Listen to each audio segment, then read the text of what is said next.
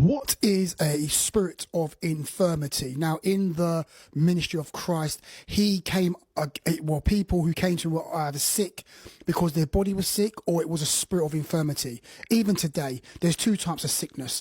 You have a spirit of infirmity, which is a devil, and then you have a sickness where your body is just sick. So in the Bible, you will see that Jesus Christ encountered a deaf and dumb man, and he rebuked the deaf and dumb spirit, and the person could speak and hear.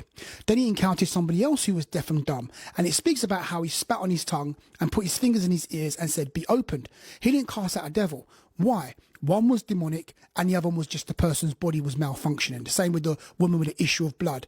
She had a problem with her body. There's a DNA, a genetic issue she had, and she touched Christ's garment and she was made whole. There was no demons being cast out. So what I'm saying for us, the spirit of infirmity is an evil spirit of sickness, that when you're under sickness and you know there's no diagnosis. You go to the doctor, there's no diagnosis. You're sick in your body, you're sick in your health. You go to the doctors, you have all these symptoms, but there's no solution. That's probably a spirit of infirmity.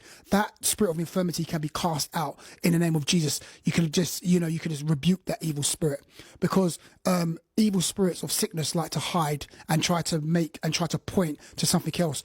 Take this tablet, take this, do that. Actually, you don't need to take any tablets. It's actually an evil spirit hiding behind things, trying to hide in the background. Spirit of infirmity. So if you're always sick, you don't know why you're sick, and there's never no diagnosis. Spirit of infirmity, rebuke that devil out of your life in the name of Jesus. But like I said, there's other sicknesses where it's a result of sin. It's a result of Adam's sin in your body, your flesh. It's the DNA our DNA is decaying. Our genome is messed up. So we're susceptible of sickness in our body because our bodies are not working correctly. That's a different type of sickness. That's not a spirit of infirmity. That's where you might have to change your diet. You may have to look at natural or other alternative medicines, i.e. natural medicines and stuff like that, or cut down on certain types of food so you can receive a bodily healing and all that stuff there. But there's a spirit of infirmity. That's an evil spirit that needs to be cast out.